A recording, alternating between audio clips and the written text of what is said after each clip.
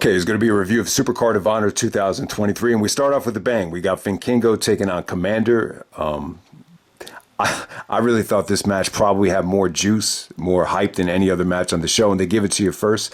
So, Vikingo is coming off of that amazing match with Kenny Omega, and because of that, he's probably the hottest wrestler in the world right now. And, Komander as well. He had a great showing at the Fight for the Revolution ladder match about a month ago. So it's not like these guys haven't been on TV.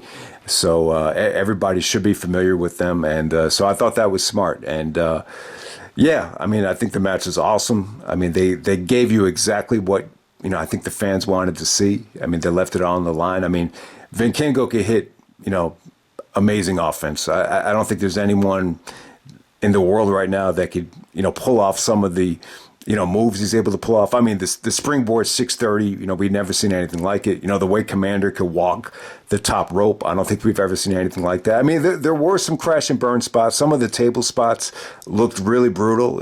They weren't able to break, but amazing chemistry from these guys. I don't see how anybody could be disappointed with it. I don't think it's going to have the same type of, juice and effect the Kenny Omega match had, but awesome ending. And, Vikingo, he's just able to rotate and, just do, breathtaking stuff so effortlessly. So, he's definitely something to watch. And Komander was great as well. I love the embrace after the match was over. So, this probably went on first because, Vikingo's a busy man. I think he's going to wrestle. I think he had to wrestle Mike Bailey at the spring break show. So I think that was later on in the night. So awesome way to start off the show right there. Next up, we have the Embassy of Brian Cage, Khan and Toa Leona taking on AR Fox, Blake Christian, and Metalik. This didn't get too much time, and I really don't think the crowd was super invested in it. It almost kind of felt like they were a little bit unfamiliar with a lot of these guys, but I thought Blake Christian stole the show here. I thought he looked incredible. He busted his ass. Metalik looked really, really good as well. So you saw a lot of great high flying from AR Fox's team. And, the match pretty much ends with Cage just being really stiff, really dominant. He did some really, really nasty stuff to Metalik to put him away. So the Embassy retains the six-man tag team championship match. Well, wouldn't say it was great, but it was a solid way to follow the breathtaking opener right there. Next up, we have Athena taking on Yuka Sakazaki for the women's championship. So a lot of the Joshi women are in town, so it definitely made a lot of sense. But a couple of things working against this match. I just thought it was a little bit too heel-driven. For Athena, she was really, she turned heel. I mean, she almost has like a, female Dennis Rodman type of vibe. So I like a lot about her character, but in this situation, in somewhat of a dream match, you would have liked to see this be a little bit more competitive. I also think Yuka, she's very, a lot of these Joshi girls are very light, they're very nimble, and, there's definitely a size discrepancy here, and at the same time, the crowd was just not into this thing. I mean, I think Yuka kind of won the fans over, when she was able to get Athena off of her feet, and she did a really, really nice splash off the table, but it just never got going for me, man. I really just couldn't get into it. Athena was very, heel dominant here. I think she used the referee to hit the ace crusher at the end. So it was probably the weakest thing on the show, but, I just think the match could have been booked a little bit differently if, you were going to bring in, a talent like Yuka for this show. But then we move on to the next match. We got Samoa Joe defending the television championship against Mark Briscoe. A very emotional match right here. I thought it was good, though. I mean, most people are probably going to be thinking I'm overrating it. I thought this was one of Joe's best performances. I mean, obviously, it's not the Samoa Joe of the heyday or anything like that, but I just thought Joe's experience here really paid off. And it was brutal, man. I mean, the flipping neck breaker through the table to Joe, he had a facial expression that, he was in a lot of pain, almost looked like he wished he had retired after that spot. But I thought Mark really brought it. The crowd wasn't great here, but I just thought the match was really competitive. I thought it was unpredictable. I love that cutthroat driver into the rear naked choke from Joe. I mean, it was once Joe had him in the choke, I was just like, wow. Like Mark, there's no way, the way he had it locked in. It's just like Mark wasn't going to get out of it. But I thought it was awesome stuff. I thought it was a great match. Just I went into this thing thinking like, Mark is definitely going to win the television champion. I mean, this will be such a downer if he doesn't win. But they were able to make it work, though. Joe, it looked like Joe was going to attack Mark, and I was really hoping that he wasn't like going to go after the family because I think we've seen Joe do that with AJ in the past. But in this situation, when you got a family still really hurting and still grieving over Jay's death, that definitely would have been the wrong call. But I'm glad they ended it the way they did. They had Joe embrace Mark, and I thought it was great, man. So much history between these guys. And I forgot to point out, the first time Mark ever got I think Mark's only Ring of Honor championship match, at least in the early days. Obviously he faced his brother at Best in the World, but I think the first time Mark got a title shot, it was against Joe at Final Battle 2003. And then on top of that, you got the history of Jay Briscoe and Samoa Joe at WrestleMania 20 weekend.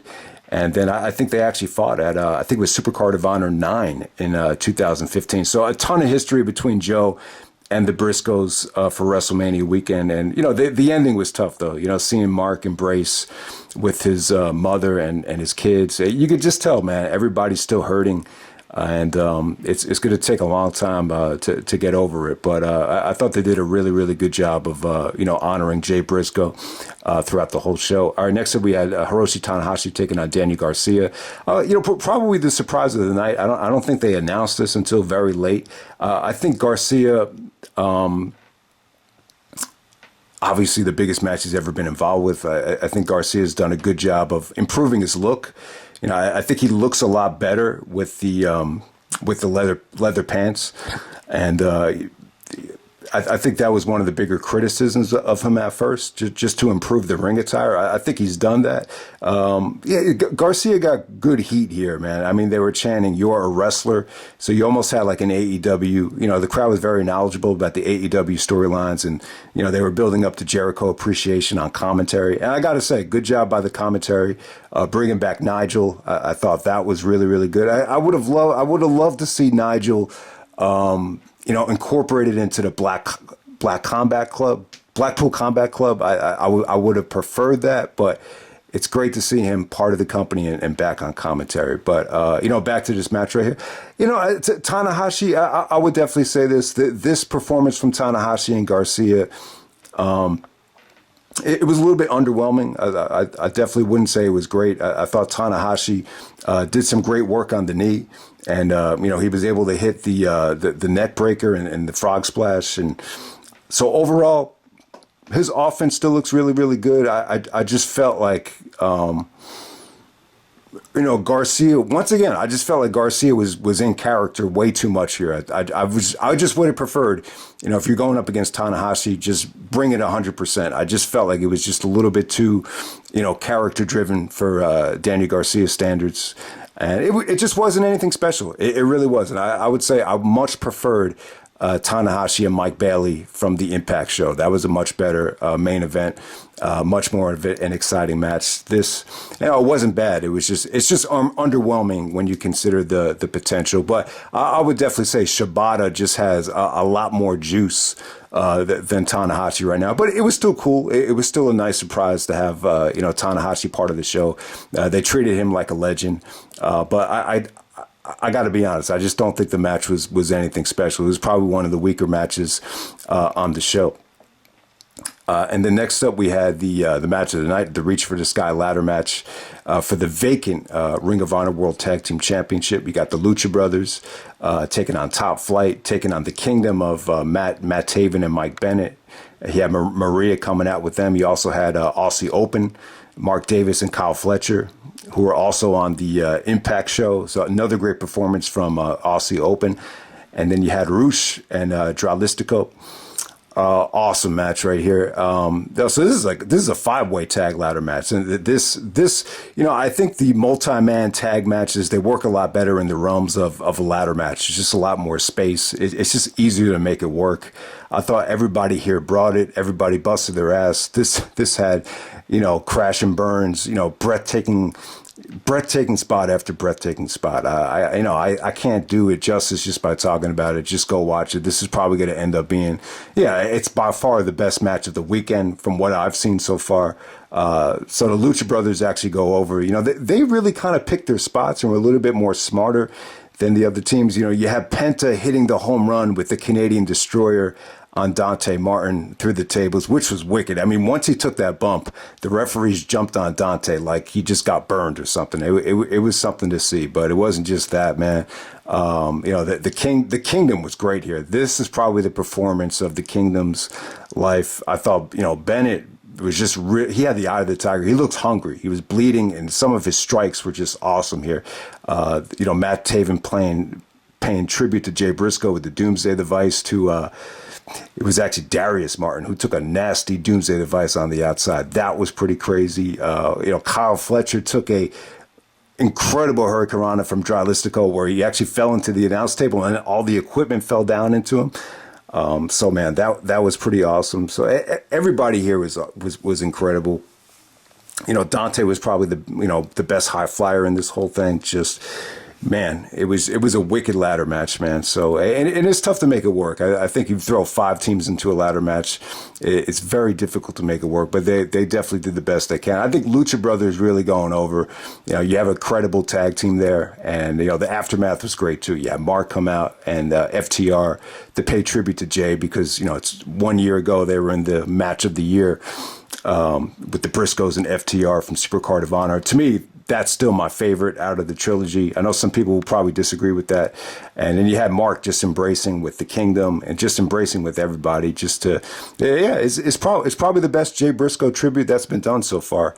When you hear that Briscoe's theme, the first thing you hear is "Reach for the Sky." So, they packed in a lot of action into 20 minutes. And it's got to be up there with one of the best ladder matches of all time. So if you haven't seen it yet, definitely check it out. All right, next up for the Pure Championship match, we got Wheeler Yuta defending against Shibata, Katsuyori Shibata. And I thought this was good, man. It wasn't necessarily a great match, but it was just a great decision. I love the booking here.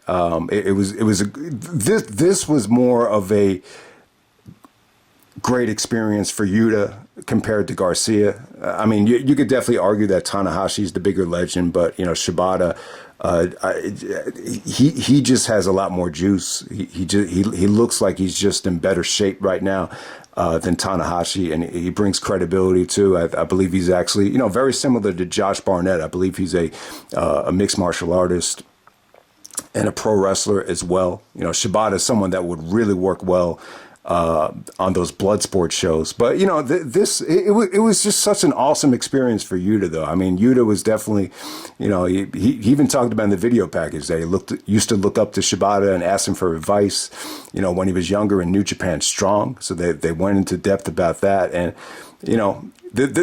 what changed here was Shibata actually locked in the figure 4, and Yuta had to use a rope break, and that changed the whole dynamic of the match. It just featured Yuta trying to do cheap shot after cheap shot. He got a ton of heat here, so they booed Yuta out of the building. Yuta probably got more heat than anybody on the show, even Garcia. By far, he got more heat than Garcia.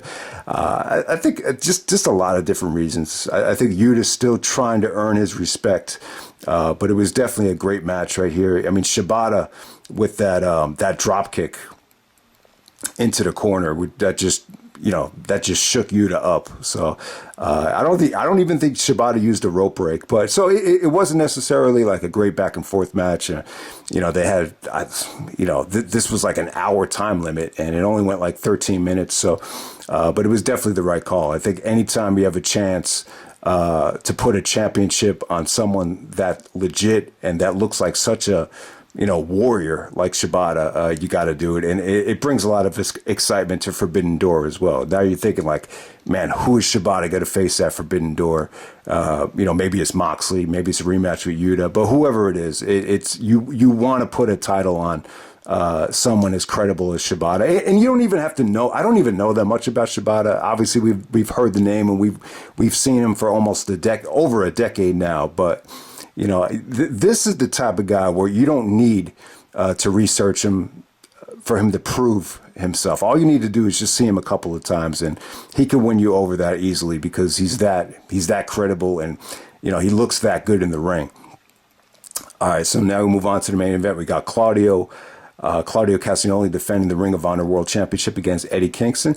It ended up being a good main event. There was a point during the match where I felt like they were struggling. Claudio was doing a lot of selling here. You almost felt like Eddie felt a little bit winded because it's going 20 minutes. I don't know how often Eddie wrestles 20 minutes anymore, but it ended up being great. I thought the fans really got behind Eddie. The Eddie chants were very reminiscent of Eddie chants from the past with Eddie Guerrero. It almost had like that same type of effect, that same type of connection. So I think that's something that Eddie Kingston and Eddie Guerrero have in common. They have a legitimate connection with the fans, and it definitely came through. You definitely thought the fans definitely wanted to see a title change here. You almost feel like Eddie really deserves it, but ultimately he ends up coming up short. But there was just some great kickouts here. I think that the highlight of the match was Eddie actually no-selling the neutralizer. When that happened, like the fans really thought he had a chance of winning. So, Claudio did some tremendous heel work here. If Vince was not sold on Claudio in WWE, this is a match you should watch. I think this is some of the best heel work Claudio has done in years. Going back to the heel turn against Bryan Danielson, and the Chikara stuff as well, the BDK stuff.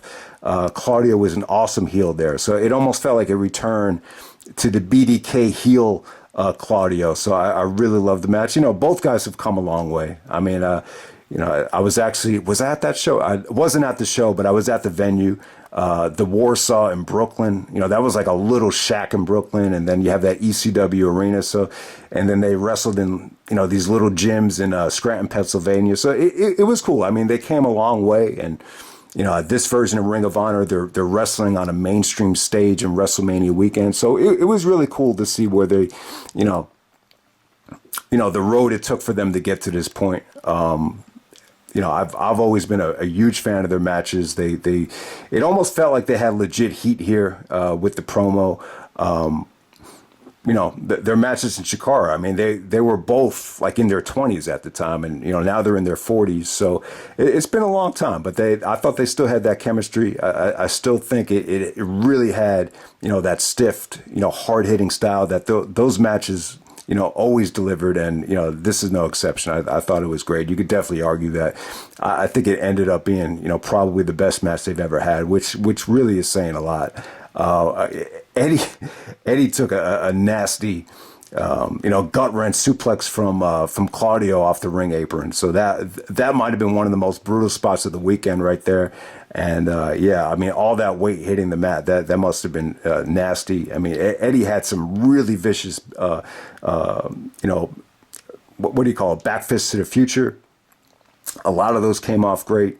Claudio had some brutal European uppercuts, and I thought the ending was awesome, man. How Eddie was able to counter the Ricola bomb into a roll up, and then Claudio reversed it into, he was just able to reverse it as well into a pin. So I thought that was an incredible ending.